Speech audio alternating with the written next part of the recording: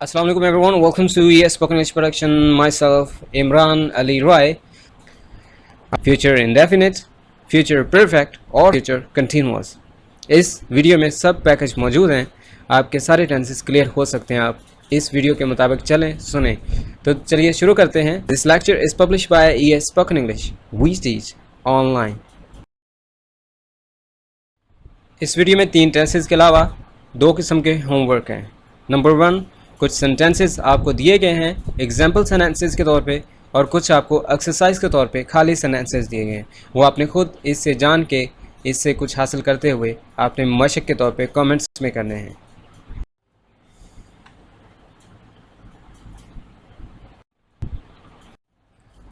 आज हम क्या करेंगे? तुम किसका साथ दोगे? पहले कौन बनाएगा? बच्चे क्या कर रहे होंगे? मेरा ख्याल है वो सो रहे होंगे. नहीं, मेरा नहीं ख्याल कि वो सो रहे होंगे. कल तो हम वापस जा रहे होंगे. कल दादा अबू. अरीशा को कल हॉस्पिटल से छुट्टी हो रही है. विल और शैल.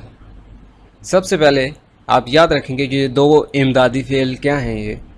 ये फ्यूचर टेंसेस में काम आती हैं. हमको जब फ्यूचर टेंस में पहली फॉर्म लगाएंगे, थर्ड फॉर्म का इस्तेमाल करेंगे, फोर्थ फॉर्म का, तो हमें विल और शैल की बहुत ही सख्त और अशद ज़रूरत पड़ेगी. लेकिन विल किन के साथ आएगा और शैल किन के साथ? शैल, जो सब्जेक्ट्स आई और वी होते हैं ये हमेशा शैल के साथ हम यूज़ करते हैं. जो तो विल है वो हम यू, दे, ही, शीट नाम के साथ. विल और शैल. पहली बार, I shall go, we shall play, we shall see. अब ये वाली जो हेल्पिंग वर्ब्स हैं हमने कुछ इस तरह से इस्तेमाल की हैं कि हमने आई को शैल के साथ इस्तेमाल किया और वी को शैल के साथ, जबकि विल को हमने दीगर फाइल के साथ इस्तेमाल किया, जैसे you will, they will. Future indefinite tense का फार्मूला कुछ इस तरह से बना कि अगर तो आई और वी के साथ शैल आए और शैल के बाद हम फर्स्ट फॉर्म का इस्तेमाल करें और कुछ ऑब्जेक्ट्स आ जाएं तो वो हमारा फ्यूचर इंडेफिनिट टेंस मुकम्मल हो जाएगा. जबकि विल के साथ you, they, he, she, it नाम, इनके साथ हम फर्स्ट फॉर्म यूज़ करें तो हमारा tense future indefinite tense complete हो जाएगा. For example, I shall go to school tomorrow. मैं कल स्कूल जाऊंगा. I shall go to school tomorrow. मैं कल स्कूल जाऊंगा. We shall play cricket there. हम वहाँ क्रिकेट खेलेंगे. We shall play cricket there. वी के साथ हमने शैल का इस्तेमाल किया, जिससे पता चला कि हमने वी के साथ शैल का इस्तेमाल किया है, और जिससे मज़ीद पता चलता है कि ये फ्यूचर इंडेफिनिट टेंस है, जिसकी निशानी है गे, गा. ऑलराइट. यू के साथ हम विल का इस्तेमाल करेंगे, चाहे यू अकेला हो या वी के साथ आई हो, वी हो, बट याद रखिएगा विल का ही इस्तेमाल होगा अगर फ़िक्रे में 2 सब्जेक्ट्स हों. जैसे you and I will play cricket. अगर आप इसमें से यू को हटा दें और फ़िक्रा हो मैं क्रिकेट खेलूँगा या मैं मैच खेलूँगा, तो वो बनता है आई शैल प्ले क्रिकेट. तो विल की जगह पे शैल आ जाता है. लेकिन यहाँ पे विल क्यों आया? क्योंकि यू लगा हुआ. यू का कायदा ज़्यादा फोर्सेबल है. जहाँ कहीं यू शुरू में हो या आखिर में हो, चुनांचे ये कंपाउंड सेंटेंसेस का सब्जेक्ट है, तो इट मीन्स कंबो में है ना, 2 हैं, तो हम विल का इस्तेमाल करेंगे. We and they all start together. हम और वो इकट्ठे शुरू करेंगे. We shall all start together. अब यहाँ पे वी का इस्तेमाल हुआ, ऑल का भी इस्तेमाल हुआ, लेकिन हमने फिर भी शैल का इस्तेमाल किया. क्यों? क्योंकि सब्जेक्ट एक ही है ना. कौन सा? वी. हम सभी इकट्ठे शुरू करेंगे. We shall all start together. We shall all start together. हम सभी इकट्ठे शुरू करेंगे. हम सभी इकट्ठे शुरू नहीं करेंगे. To make it into negative sentences while we are going to do future indefinite tense, हम इसमें not का इजाफा कहाँ करते हैं? Very simple. Shall not, will not. You can see the red color written not. What we do, we only make an addition of not. What? We shall not all start together. We shall not play. I shall not play. I will not go with you. I shall not go with you. एक और चीज़ मुझे याद आ गई कि will का इस्तेमाल अगर हम उल्टा कर दें, फॉर एग्जाम्पल अगर मैं कहूँ I will not go, I will go, I will help you, तो इसका मतलब बनता है मैंने ज़ोर दिया है। जैसे I shall go, मैं जाऊँगा, I will go, मैं ज़रूर जाऊँगा। We shall go, हम जाएंगे, we will go, हम ज़रूर जाएंगे। तो will को आपने फोर्सफुली बोलना है, we will go, will, I will। So what we do, हम स्ट्रेस दे रहे हैं, हम जोर दे रहे हैं, दबाव दे रहे हैं कि हम आएंगे, हम ज़रूर जीतेंगे, we will win।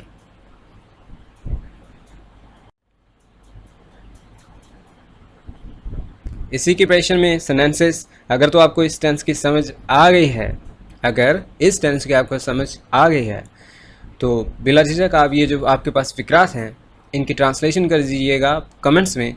अगर नहीं आई तो बिल्कुल आप, मैंने इसका टेंस ऑलरेडी तफसील के साथ दिया हुआ है, आप सर्च कर सकते हैं फ्यूचर इंडेफिनिट टेंस। तो मेरा इसी चैनल का नाम देख लीजिए, ये इंग्लिश के नाम से अगर इस टेंस को आपको मिलती है वीडियो, ठीक है। अदरवाइज़ आप लिख सकते हैं future indefinite tense by EA English या फ्यूचर इंडेफिनिट टेंस EA। तो क्या होगा, आपको फ्यूचर इंडेफिनिट टेंस मिलेगा, वो पूरा 30 मिनट का होगा या 20 मिनट का, जिसका ये फ़ायदा होगा कि आपको एक तफसील से सारी बातें बताएगी, सब्जेक्ट्स क्या होता है, फ़िक्रा कहाँ से शुरू होता है, फ़िक्रा कैसे बिल्ड करते हैं। अगर तो आप इसके बिल्कुल मुतमिन हैं कि आपको इसी 2-4 बातों से पता चल गया है, तो आप कहिए को तुम मेरी बात सुनोगे, वो नहीं आएगा, वो नहीं बोलेगा, मैं इंतज़ार कर रहा हूँ कि वो कब आएगा, आएगा भी कि नहीं, वो मेरी बात कब सुनेगा, हम टॉफ़ियाँ ख़रीदेंगे। इनमें से कुछ सेंटेंसेस हैं, अगर आपको आते हैं तो आप इनकी ट्रांसलेशन कर दीजिए, अगर नहीं आते तो वो भी लिख दीजिए ताकि हम आपको कमेंट्स में उसका रिप्लाई कर सकें। कुछ कंट्रैक्शन की बात हो जाए तो मैं हर लेक्चर में एक ही चीज़ को बार बार रिपीट करूं तो लेक्चर तो 3-3, 4-4 घंटे के हो जाएं। कंट्रैक्शन में मैं एक दफ़ा ऑलरेडी लेक्चर दे चुका हूं, ये इसी नेम से मैंने आपको दिखाया है। मैं थोड़ा सा आपको कंट्रैक्शन का बताता चलूँ। will to double L, हम क्या करते हैं, एपोस्ट्रॉफ का इस्तेमाल करते हैं और डबल एल का इस्तेमाल करते हैं। will to L यानी इसकी प्रोनाउंसिएशन will को हमने L, will to L, shall to L, you will to UL, I shall to I'll, they will to they'll, we shall to will। बाज़ औक़ात हमको कन्फ्यूजन हो जाती है ना कि हमने shall का इस्तेमाल कहाँ करना था और will का इस्तेमाल कहाँ करना था। तो वेरी सिंपल, इसका तो आपके पास हल मौजूद है कि आप ना तो will का इस्तेमाल करें ना shall का, आप प्रोनाउंसिएशन इस तरह से कर दें कि सुनने वाला समझ आए हाँ will shall ही कहा होगा। तो वो क्या है, L, will, I'll, you'll, they'll, he'll, shall, it'll, I'll, will to L, shall to L, यानी सब हमने L का इस्तेमाल करना है। मज़ीद कॉन्ट्रैक्शन भी है, जैसे I am से I am, let me से let me। तो इस तरह की कॉन्ट्रैक्शन सुनने के लिए आप यहाँ पे आराम से क्लिक कीजिए या सर्च कीजिए यूट्यूब पे, तो आपको ये लेक्चर मिल जाएगा। will not, बाज़ औक़ात हमको नेगेटिव करना आता है, will not to won't, shall not to shan't, he will not, he won't, we shall not, we shan't। I shall, I will, मैंने आपको पहले भी बता दिया था। I shall, I will, इसमें हमने क्या करना होता है, जोर देना होता है। स्ट्रेस किस में है, I will में, कि मैं ज़रूर करूँगा, I will do it। I will meet you, मैं आपको ज़रूर मिलूँगा। I might come, मैं शायद आ जाऊँ।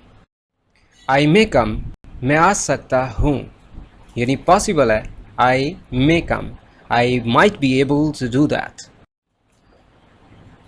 I must come, मुझे ज़रूर आना चाहिए या मैं ज़रूर आऊँगा। I will come, मैं ज़रूर आऊँगा। I shall not come, मैं नहीं आऊँगा। They will not help me, वो मेरी मदद नहीं करेंगे। They shall not be you anymore, वो अब आपको मज़ीद बर्दाश्त नहीं करेंगे।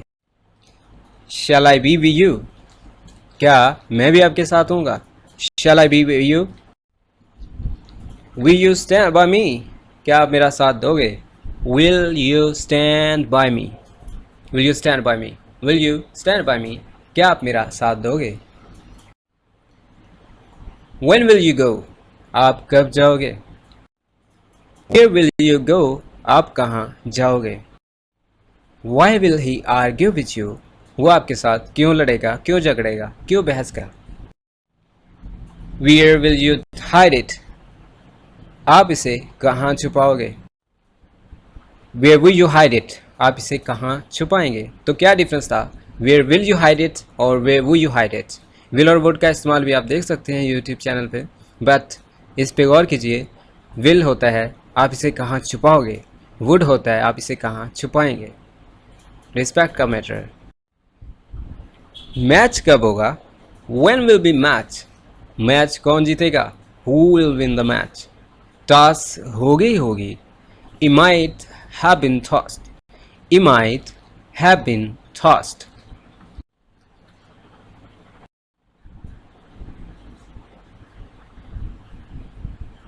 एक टेंस कंप्लीट, दूसरा टेंस शॉर्टकट में। वैसे तो टेंसेस मैंने आपको ऑलरेडी बता दिए हैं कि हम कर चुके हैं, इस चैनल में हैं, आप सर्च कर सकते हैं टेंसेस के नाम से।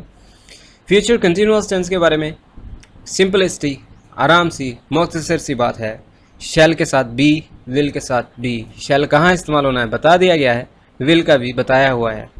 शैल बी फोर्थ फॉर्म, आई और वी के साथ शैल बी का इस्तेमाल, जैसे हम आई और वी के साथ शैल का इस्तेमाल कर रहे थे, आएगा जाएगा, अब इसी तरह आई और वी के साथ हम शैल बी का इस्तेमाल करेंगे। सिर्फ बी को हमने इजाफी तौर पे लेके आना है, तो ये हम आई एन जी फॉर्म का इजाफा बन जाता है। तो इससे होगा कि वो आ रहा होगा, वो जा रहा होगा, हम खाना खा रहे होंगे। तो चलिए शुरू करते हैं इसका इस्तेमाल भी।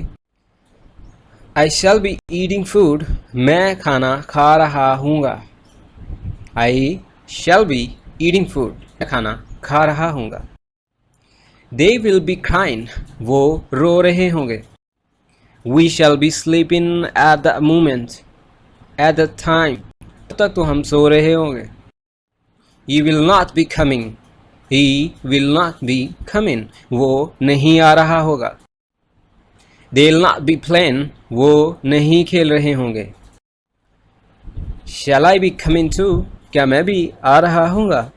हमने shall को शुरू में इस्तेमाल किया, बाकी फोर्थ फॉर्म भी वहीं पड़ी हुई है, बी भी वहीं पड़ा हुआ है, सिर्फ shall को हमने स्वाइप कर दिया स्टार्ट में, जिससे पता चला कि हमने इंटरोगेटिव फिक्रा बनाया है। क्या मैं आ रहा हूँगा? Shall I be coming? क्या मैं भी आ रहा हूँगा? Shall I be coming too? क्या वो सो रहा होगा? Will he be sleeping? वो क्यों आ रहे होंगे? Why will they be coming? Now, the last tense we are going to do is the future perfect tense. ये भी टेंस हमने दिया हुआ है, सर्च कीजिएगा future perfect tense by EA English। I और we के साथ हम shall, have और बाकी जो दीगर फाइल हज़रात है जैसे you, they, he, she, it और नाम, इसके साथ हम विल हैव का इस्तेमाल करते हैं। तो पहले भी आपको पता ही होगा कि हैव और हैज़ के साथ तो थर्ड फॉर्म का इस्तेमाल होता ही है, शैल हैव के साथ भी थर्ड फॉर्म का इस्तेमाल होता है, जिससे हमारा टेंस मुकम्मल हो जाता है, यानी फ्यूचर परफेक्ट। जिससे थर्ड फॉर्म से तो परफेक्ट सारे टेंसेस आपको पता ही है। जो टेंस परफेक्ट टेंस में होगा वो थर्ड फॉर्म वाला होगा। अगर उसको फ्यूचर में लाना है तो विल और शैल का इस्तेमाल करना, और थर्ड फॉर्म हैव और हैज़ और हैड के बिना मुमकिन नहीं है। तो इस टेंस में हमें शैल और विल के साथ हेल्प की है हैव वाली वर्ब ने, और हैव के बाद हमें ऑटोमेटिकली थर्ड फॉर्म मिल गई। आई शैल हैव गॉन, मैं जा चुका हूँगा। I shall have gone then, तब तो मैं जा चुका हूँगा। दे विल हैव गॉन, वो तो जा चुके होंगे। All children will have slept, सब बच्चे सोचे होंगे। वक्त की किल्लत मैंने पहले भी बताया था, बहुत कम होता है वक्त, तो हमने इसको यहीं पे ख़त्म कर रहे हैं। लेकिन याद रखिएगा हमारी हर चीज़ मुकम्मल होती है, आपको मायूस नहीं करना चाहते। हमारे अपने ही टेंसेज हैं जिनके लिंक्स मैंने यहाँ पे अपडेट किए हुए हैं। अगर तो आप इस बुक को रीड कर रहे हैं तो यहाँ पे क्लिक कीजिए तीनों टेंसेस के ऊपर, किसी पे ऊपर भी, तो आपको टेंस अवेलेबल हो जाएगा। उसको सुनिए तफसील के साथ, तो ये आपका 30 मिनट में तीनों टेंसेस मुकम्मल हो सकते हैं अगर आपने तफसील से सीखने हैं, और बहुत ही टेक्निकल तरीके से बताए गए हैं। वैसे मैं अपनी तारीफ़ क्यों कर रहा हूँ, मैं वैसे कह रहा हूँ कि मुझे काफ़ी कमेंट्स में आया था कि हमें आराम से समझ आ जाती है। तो आप इन लिंक्स पे क्लिक कीजिएगा, टेंसेस आपके सामने होंगे। अब वक्त है होमवर्क का। क्वेश्चन टेंसेस आपको दिए जा रहे हैं, उनको कीजिए। आज हमने कौन सा सबक पाया? हमने विल और शैल का। कितने टेंसेस सीखे? 3, फ्यूचर इंडेफिनिट, फ्यूचर परफेक्ट और फ्यूचर कंटिन्यूअस। तीनों टेंसेस सीखने से हमें एक चीज़ का पता चला कि हम जब भी फ्यूचर में बात करें तो हमको विल और शैल का इस्तेमाल करना पड़ता है। अगर हम कोई चीज़ मुकम्मल कर लें तो हमें थर्ड फॉर्म का इस्तेमाल करना पड़ता है। अगर हम सादा बात करें कि हम आएंगे जाएंगे तो हमें फर्स्ट फॉर्म का विल और शैल के साथ। अगर हम कोई ये सोचें कि हम आ रहे होंगे, जा रहे होंगे, तो विल बी और शैल बी का इस्तेमाल करेंगे। Very simple. अगर हम कहें कि हम आ चुके होंगे, विल हैव, शैल हैव।